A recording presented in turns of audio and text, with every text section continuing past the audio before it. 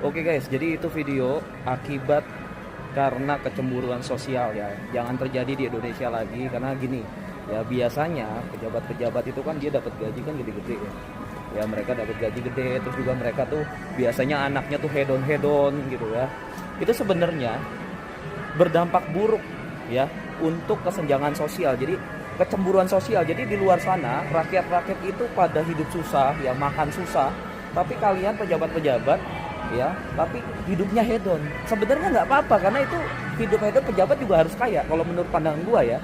Menurut pandangan gua tuh pejabat harus kaya, tapi jangan diumbar ya, jangan diumbar teman-teman. Fokus aja kerja ya, anak-anaknya dikasih tahu, istrinya dikasih tahu, semuanya cuma fokus kerja supaya tidak ada kecemburuan sosial. Itu yang terjadi di Nepal ya teman-teman. Anak-anaknya pada gaya-gayaan ya, flexing terus rakyat-rakyatnya susah. Dan itu terus habis itu sosial media dimatiin karena banyak dibully ya anak-anaknya, dan akhirnya terjadilah seperti itu ya. Sama halnya dengan di dunia kripto juga nih teman-teman ya. Jadi gue pengen ya di TikTok seharusnya tuh kurangin tuh yang berbau tentang flexing ya. Kebanyakan di Cina tuh udah berhasil ya. Jadi mungkin Pak Prabowo bisa dengar suara gue ya. Pak Prabowo ya, yang gue udah pilih dari beberapa tahun yang lalu, yang gue prediksi Pak Prabowo itu jadi presiden.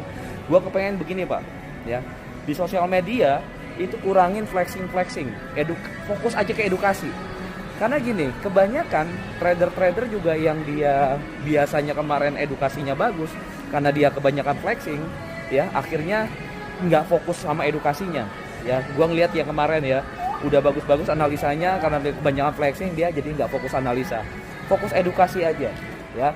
Yang flexing dikurangin teman-teman ya, untuk edukasi flexing itu dikurangin, diboikot aja ya, jangan ditampilin. Yang ditampilin itu fokus edukasi, fokus belajar ya kan, yang kurang lebih mirip kayak Cina gitu kan. Jadi buat teman-teman, semoga informasi ini bermanfaat buat kalian ya.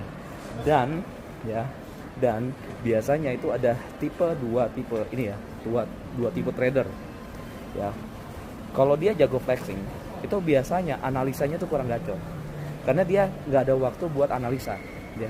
Tapi yang kebanyakan analisa itu biasanya jarang flexing ya, jarang flexing. Jadi buat temen-temen, kalau gue pribadi, gue udah nggak butuh lagi flexing karena gue udah kaya udah lama.